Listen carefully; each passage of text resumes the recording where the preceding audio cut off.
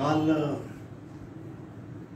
या देशाचे लोकप्रिय प्रधानमंत्री आदरणीय नरेंद्रभाई मोदी यांच्या नेतृत्वाखाली दिल्लीमध्ये केंद्रीय मंत्रिमंडळाची बैठक झाली। या बैठकीमध्ये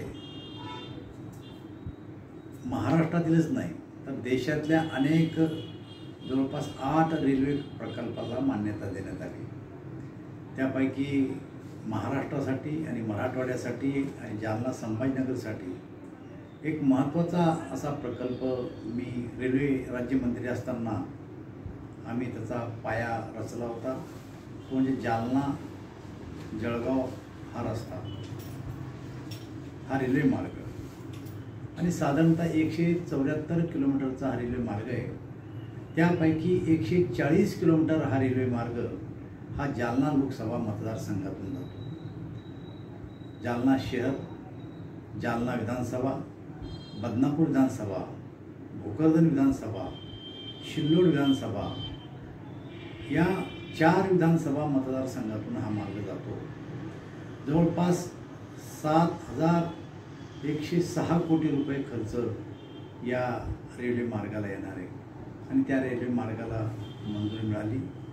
जागतिक स्तरावर ओळख असलेलं अजिंठ्यासारखं एक पर्यटन स्थळ या रेल्वे मार्गामुळं सर्वांना त्या ठिकाणी जाणं सोयीचं होणार आहे।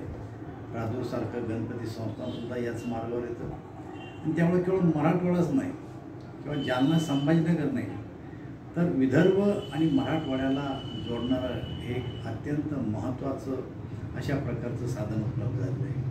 जालना या ठिकाणी स्टील फॅक्टरी आहे आणि मोठ्या प्रमाणावर या ठिकाणी रॉ मटेरियल आणावं लागतं।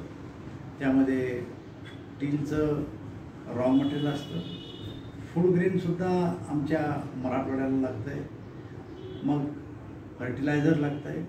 अशा विविध वाहतुकीसाठी हा मार्ग आम्हाला सोयीचा होणार आहे आणि सरळ दक्षिणेपासून तर इकडे गुजरातपर्यंत जोडण्यालासुद्धा या मार्गाचा उपयोग आम्हाला होणार आहे। हा मार्ग दुहेरी, हा मार्ग ब्रॉडगेज इलेक्ट्रिफिकेशन आहे, साऱ्या सोयीने युक्त अशा प्रकारचा हा रेल्वे मार्ग आहे। ज्या पद्धतीनं आम्ही गेल्या अनेक वर्षाची मागणी करतो की जालना ते खामगाव हा रेल्वे मार्ग व्हावा, हा रेल्वे मार्गसुद्धा प्रगतीवर आहे।